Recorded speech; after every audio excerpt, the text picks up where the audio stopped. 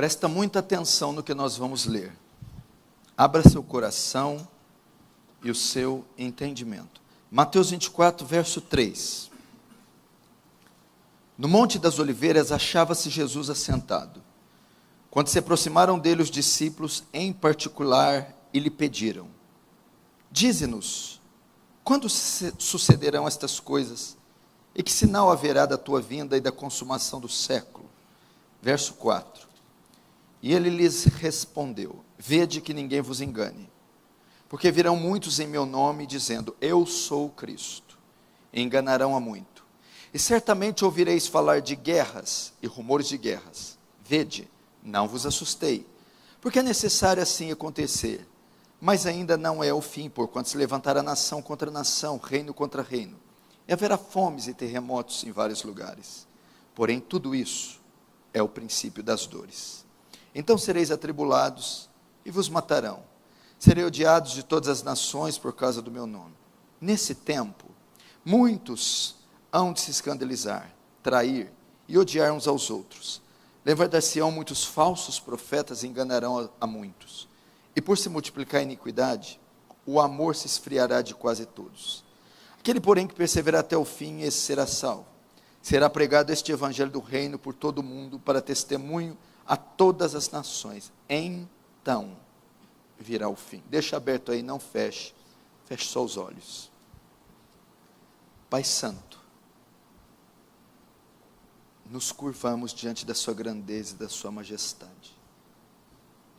Cônscios da nossa pequenez, da nossa insignificância, da nossa miserabilidade, diante da sua grandeza e da sua majestade.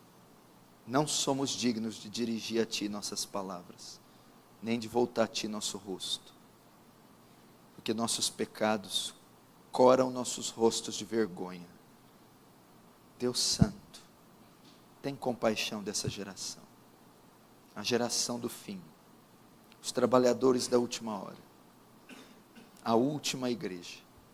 Confere graça a nós. Se o Senhor atentar para a nossa iniquidade, quem subsistirá? Mas contigo está o perdão para que seja temido. Senhor, há corações aqui que ainda não se abriram, continuam duros. Há mentes aqui que não conseguem compreender, continuam cauterizadas. Há pessoas aqui rebeldes, que o único intuito de vir a um culto é criticá-lo, resisti-lo, é pecar. Mas eu oro por esses, para que se amoleçam essa noite, para que se quebrantem, porque eles não são mais poderosos do que o teu Espírito, eles não são mais poderosos que o teu amor. Se o Senhor os chamar, eles não poderão resistir, porque a sua graça é irresistível. Salva pessoas aqui, conscientiza até os incautos, incultos, até os de menos condição intelectual, porque a exposição da tua palavra dá luz aos simples, dá luz e entendimento aos simples. Faz teu reino avançar, Senhor. Receba glória para si e nos conforma à imagem do seu Filho, em nome de Jesus. Amém.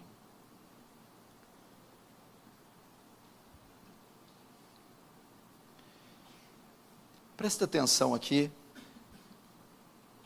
eu vou falar rápido, porque em períodos de Santa Ceia, nós não temos muito tempo. Evidentemente você está percebendo que eu estou me prolongando nesse discurso escatológico, apocalíptico. Há mais ou menos uns 3 domingos seguidos, eu tenho falado sobre Apocalipse, sobre a volta de Jesus. E eu até escrevi um devocional, mandei para alguns irmãos, e alguns até me disseram, eu estava quase me recuperando da pregação de Apocalipse 13, já estava ficando normal, aí o Senhor me manda aquele devocional. Eu continuei assustado. E obviamente eu poderia ter a intenção de pregar um sermão hoje, ainda que curto, por conta da ceia. Talvez um sermão pastoral, um sermão de fé, um sermão didático. Mas os acontecimentos dos últimos dias não me deixam opção. Eu não posso ser indiferente ao que os meus olhos estão vendo e os meus ouvidos estão ouvindo. E é o meu dever como pastor, como um profeta, alertar a igreja de Cristo do que está vindo. Essa é a função de um pastor, ou deveria ser, de um homem de Deus. Quando eu cheguei de viagem hoje, assustado e alarmado com os acontecimentos, os mísseis disparados pelos Estados Unidos, sob o comando de Donald Trump, os atentados na Suécia, os problemas religiosos e geológicos no mundo, eu fui orar pedindo a Deus. Eu me debrucei na presença dele. Senhor, eu não posso falar qualquer coisa. Preciso me pronunciar diante da sua igreja. Mas qual a palavra que o Senhor tem para esses dias? Qual a mensagem o Senhor quer trazer para o teu povo diante de tantos fatos?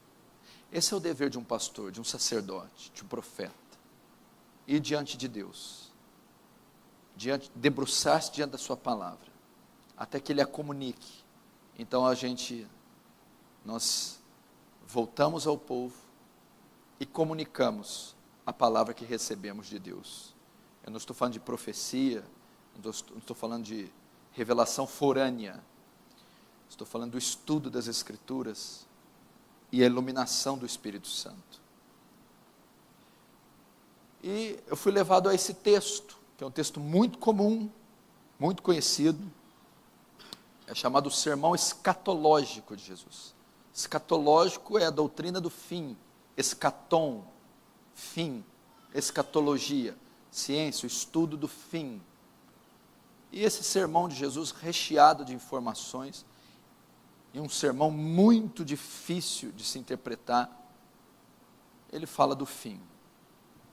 E você está sabendo, você está vendo, que depois que eu mencionei sobre Apocalipse 3, aqui há 3 domingos ou 4 atrás, não me lembro, e esse texto já estava me incomodando há muito tempo, Apocalipse 13, que fala da vinda da besta, do dragão, do anticristo, da marca, da imagem, e tem como a finalidade maior é perseguir os santos, pelejar contra eles e os vencê-los. Então eu adverti a igreja que se preparasse para este período, o qual a convergência já está apontando para o tal. A convergência dos fatos, da cultura, da sociedade, da economia, da política, da religião, já aponta para esse tempo. E esses textos são nos trazidos para quê? Qual a finalidade da profecia bíblica? Lembrando que a profecia bíblica é uma previsão futura, de fatos futuros que no presente ainda não ocorreram.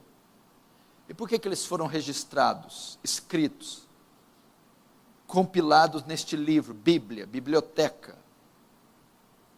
Para advertir o povo, preparar o povo, alertar o povo, para que a igreja não seja pega de surpresa, para que ela se prepare para estes dias. Então é por essa razão que Deus fez questão de Mateus 24 ser registrado, Apocalipse 13 e todo Apocalipse ser registrado, para que nós pudéssemos, ao ler, poder ter um vislumbre do futuro, do que nos aguardaria, e então se preparar para atravessá-lo. Como eu disse, eu poderia vir com uma mensagem pastoral, uma mensagem de fé, de esperança, mas eu não posso fugir da realidade dos fatos, e eles apontam para o retorno de Jesus, para o fim dos tempos, e nós precisamos nos preparar. O interessante é isso aqui, a profecia bíblica, ela não tem como finalidade apenas mostrar o futuro para nós, para o nosso deleite, para o nosso prazer. Vimos o futuro.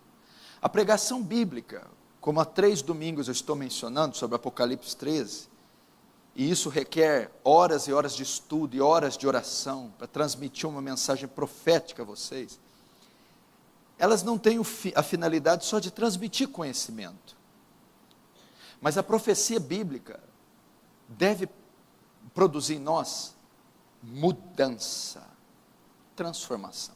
Se tudo que foi dito aqui não causou em você alguma alteração, significa que não teve valor algum para você a profecia, a pregação, a exposição.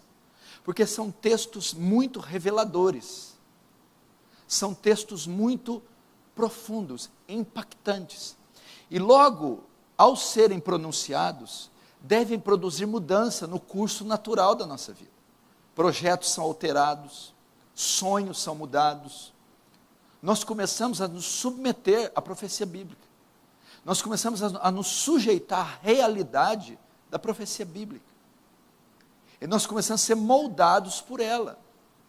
Se eu tenho uma predição que em pouco tempo, tragédias naturais vão acontecer, cataclismas, mudanças sociais, políticas e religiosas, em curto espaço de tempo, como eu vou continuar com certos projetos longos? Como eu vou continuar traçando uma vida como se tudo isso não fosse realidade? Essa é a grande diferença.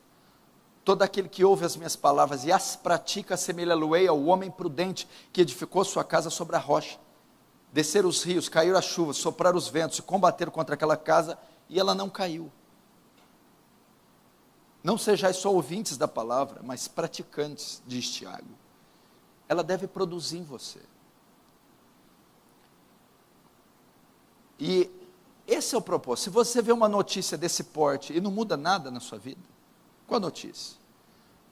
Você está sabendo que nos últimos dias, Donald Trump, ele liderou uma série de bombardeios, mais de 40 mísseis na Síria. E isso incomodando seriamente a Rússia.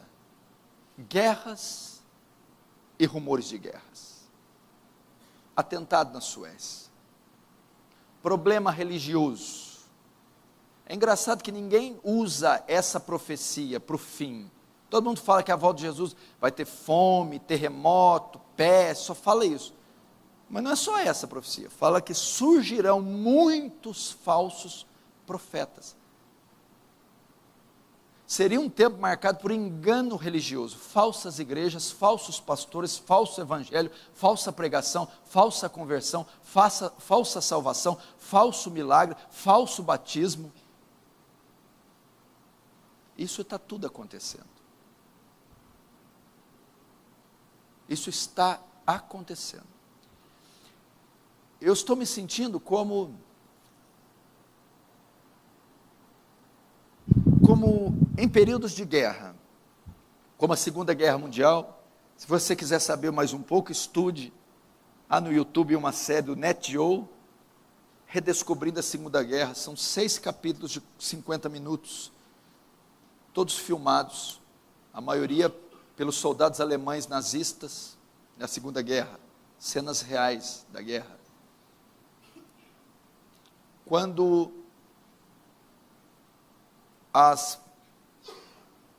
os exércitos começam a se confrontar e há invasões de um exército inimigo. Por exemplo, quando a Alemanha tentou invadir a União Soviética, Stalingrado, Moscou e Kiev, 3 frentes de batalha.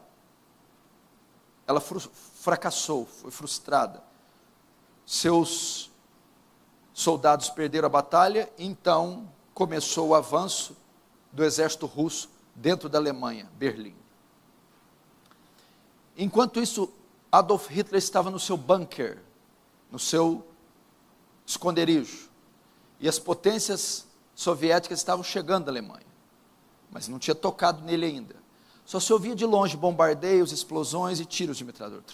O cerco estava fechando, fechando, fechando, fechando, fechando, até que chegasse a ele. Eu tenho me sentido assim. Parece que eu já começo a ouvir mísseis aqui próximo de Franca. Metralhadores. Está chegando. O cerco está fechando. As profecias estão se cumprindo. Parece que a qualquer hora um escândalo vai acontecer. Um atentado. Uma lei espúria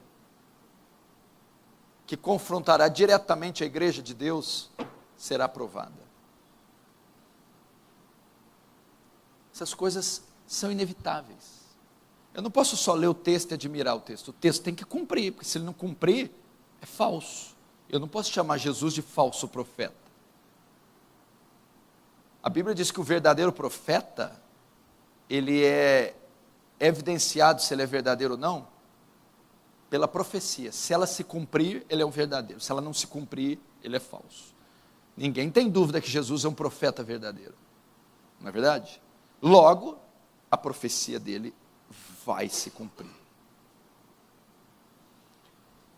E qual é o papel da igreja nisso? Ela deve se preparar.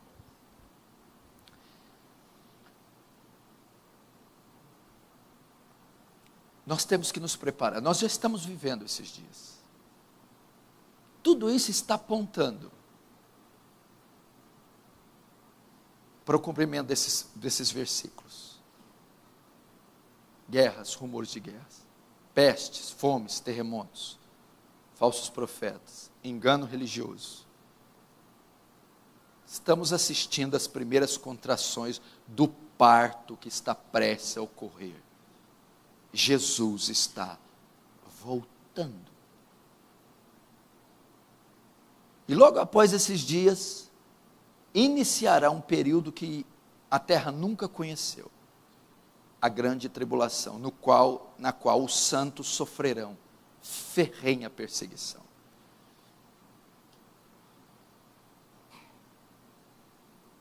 Um texto interessante aqui, que vai ajudar você a se situar, é o verso 13. Lê comigo. Aquele, porém, que perseverar até o fim, esse será salvo. No meio de tudo isso, Jesus fala que haverá um destaque aqui. Pessoas se destacarão nesse bolo, nesse rolo compressor que estará a nossa sociedade. Porém, nesse meio todo de guerra, rumor de guerra, fome, terremoto, peste, amor se esfriando, traição, escândalos, a grande tribulação com todos os seus flagelos, a perseguição hostil das milícias do anticristo, em tudo isso, haverão aqueles que perseverarão. Então, somente aqueles que perseverarem até o fim, estes serão salvos. Salvos o quê? Salvos. Herdarão a vida eterna. A ideia aqui não é, eu tenho que perseverar para ser salvo. Eu vou aguentar, me faz aguentar Jesus para o céu, me faz aguentar. Não.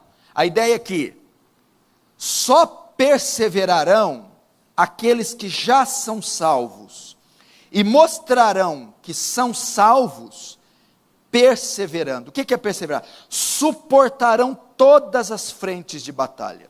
Suportarão todos os flagelos econômicos, políticos, sociais, religiosos, geológicos. Suportarão com dignidade, cabeça erguida, com bravura, até o fim, ou a morte, o martírio, o extermínio, ou até a volta triunfal de Jesus.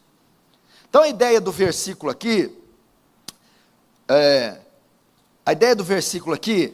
não é dizer que eu preciso perseverar para ser salvo. Que nós mostraremos, vai ser podido perceber quem é salvo ou não. Seria como um grande teste. Neste tempo nós saberemos quem é salvo ou não, através daqueles que perseverarem. Os bodes, o joio, o falso crente, não suportará esses dias, e começará uma queda tremenda no contingente eclesiástico, pessoas se desviando, abandonando a fé, Mas não é porque elas eram salvas e desistiram, é que elas nunca foram salvas. E como nós saberemos quem é salvo nesse período? É aquele que continuar com bravura, diante de todos os fatos, ele não cairá, não voltará atrás, não negará o Senhor, ele perseverará até o fim. Então esse versículo do 14, ele está mostrando que nesse período, o joio já vai ser separado do trigo. Neste período, esse período vai servir de teste e de avaliação da conversão de milhares. Só o crente verdadeiro permanecerá de pé. Só o crente verdadeiro ficará de pé. Qual é a mensagem para você? O que eu quero tirar aqui? Será possível que diante de tudo que você está vendo, será possível que diante de tão explícito cumprimento profético, será possível que vai precisar cair um míssil no seu quintal, ver uma filha degolada, ser preso como inimigo do Estado? Será possível que vai necessitar disso para ocorrer mudança em você? Esse é o sentido da palavra profética. Será que você vai continuar resistindo, pastor? Você vai continuar sendo fofoqueira? Você vai continuar consumindo pornografia? Você vai continuar gastando o seu dinheiro dessa maneira? Você vai continuar trabalhando o número de horas?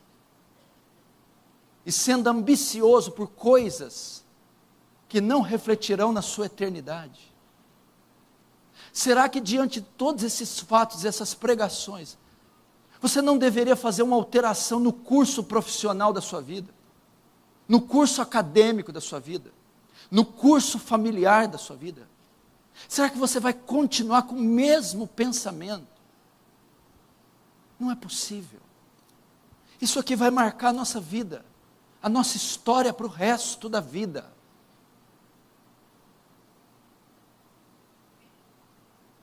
O cronômetro, o relógio começou a contagem. Não pode voltar mais. Vão ser tempos assim, a palavra vai estar escassa, cultos vão estar escassos. Se nós não armazenarmos para esse tempo santificação, santidade, conhecimento bíblico, jejum, desenvolver, alargar a nossa espiritualidade, como suportaremos o dia mau, se estamos todos em inanição, em anemia espiritual? Pare de se preocupar com os seus estúpidos sonhos mundanos, os seus tolos sonhos que não resultarão em nada. As tragédias naturais aniquilarão tudo à sua frente. Os governos totalitários tomarão tudo de nós. Eu não estou dizendo para você viver uma vida alienada, monástica, asceta, não é isso. Eu estou dizendo aonde vai estar o seu coração, onde você vai aplicar os seus recursos, sua energia, seu esforço. Somos a última grande comissão, os últimos grandes apóstolos, os últimos grandes missionários. É o nosso dever, enquanto vigiamos, nos santificamos, nos preparamos, ao mesmo tempo anunciamos às nações a volta de Jesus, a salvação, a redenção que há em Cristo, o perigo que eles correm. Este é o nosso papel, não é prosperar, não é emagrecer 30 quilos, não é fazer cirurgia plástica e comprar viagens caras para Paris, não é isso, é nos santificar mais e mais, e é preparar o mundo para o retorno do seu Senhor, pregando o Evangelho.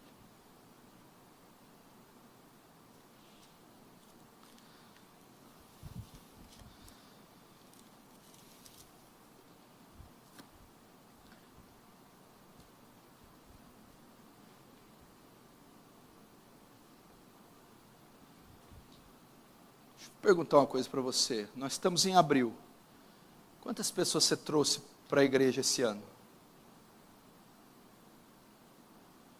o ano passado. Quantos dos que batizaram aqui hoje foram frutos do seu evangelismo, oração, jejum? Quantos? Tá bom, desculpa, eu peguei pesado. Quantos você trouxe para Cristo desde que você se converteu? Quantos estarão nos céus fruto da sua pregação? Ninguém? Nada? Então o seu cristianismo se ocupa de quê? De alimentar a si próprio? Então você é um parasita da fé. Seu cristianismo se ocupa disso. A ordem para esse tempo é: pregue. Almas estão morrendo, assassinadas, presas, torturadas, e estão indo sem Cristo para o inferno. A ideia aqui é o que Paulo falou para Timóteo: santidade e pregação. Timóteo, tem cuidado de ti mesmo e da doutrina, persevera nessas coisas, pois fazendo assim salvará tanto a ti mesmo quanto aos que te ouvem.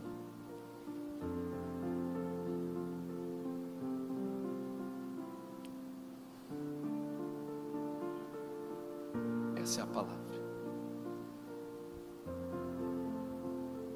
Paulo fala: rogo-vos pela compaixão de Deus, que apresentei vossos corpos como sacrifício vivo, santo e agradável a Deus. Em 2 Coríntios, Paulo diz a mesma coisa: de sorte que somos embaixadores em nome de Cristo, como se Deus exortasse por nosso intermédio, em nome de Cristo, pois rogamos que vos reconcilieis com Deus.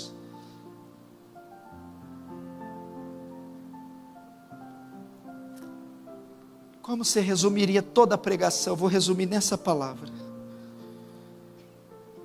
Ela resolve toda a parada. Ela vem com o pacote completo.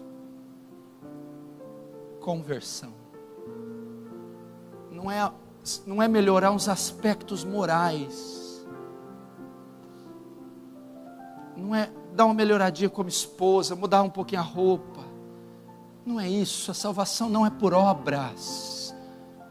Ela não é meritória, você não conquista ela. Ela é uma dádiva da graça.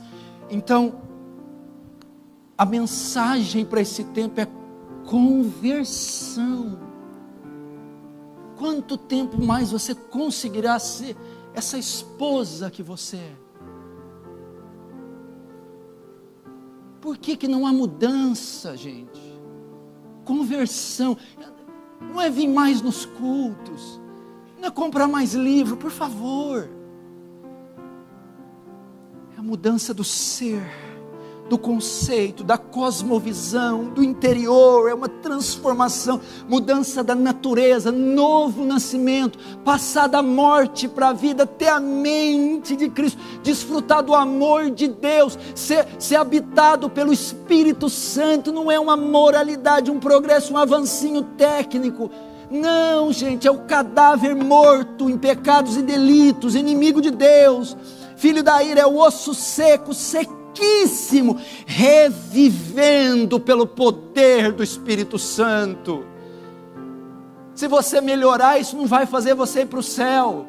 Se você melhorar, isso não vai fazer você atravessar a grande tribulação. Se você mudar uns aspectos técnicos, não. Você precisa de ressurgir dos mortos, se transformar pelo poder do Evangelho.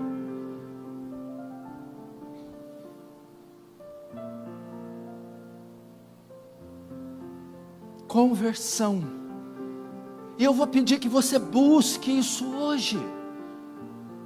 Eu vou pedir que você saia. Deus, será possível que eu vou sair daqui do mesmo jeito? Será possível que eu continuarei a mesma pessoa? Será possível que os mesmos hábitos, o mesmo coração? Não, Senhor, não, Senhor.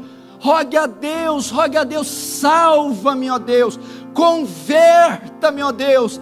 Me dê um novo coração, me dê uma nova mente, me prepare para esses dias, me capacite para esses dias, me dê o teu bom Espírito. Me ajude a treinar meus filhos para não te negar. Me ajuda a adornar minha esposa. Me ajuda a consolidar meu casamento. Me ajuda a ter responsabilidade quanto ao meu lar.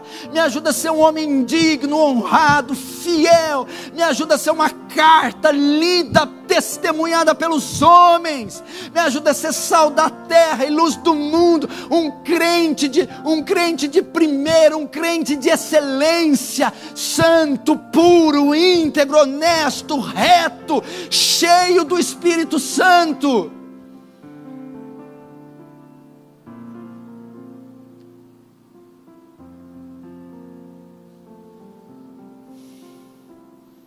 Conversão. O que eu preciso fazer? Eu vou te dar mais essa dica e eu termino. O que eu preciso fazer? Eu não sou convertido. Sim, eu sei que você não é. Eu sei. Aliás, eu tenho certeza até de alguns. Mas eu preciso continuar não sendo? Não precisa. Eu preciso sair daqui não sendo? Não precisa. Definitivamente você não precisa. Há esperança para alguém? Alguém como eu?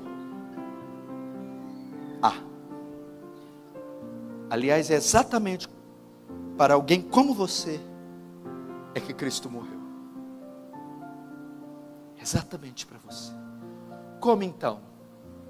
Eu paro de ter essas mudancinhas técnicas, morais, e eu sou feito uma nova criatura hoje.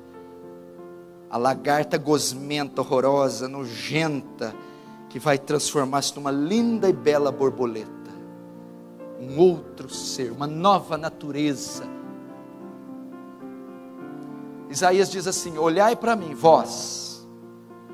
Cristo quem está dizendo, olhai para mim, vós, e todos os termos da terra, e sereis salvos. Tem que olhar para Ele? Mas como? Eu, quando for levantado, todos atrairei a mim. Quando é que Ele foi levantado?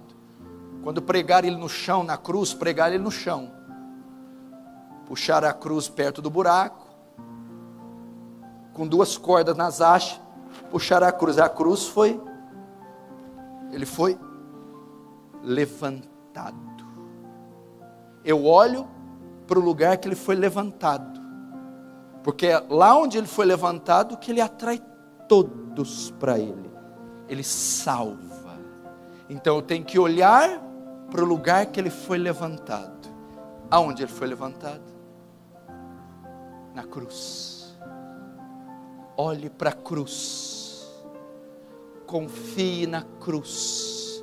Lance seu pecado na cruz. Se arrependa do seu pecado.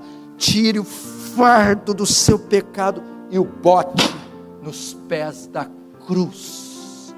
Desista de ser o homem que você é.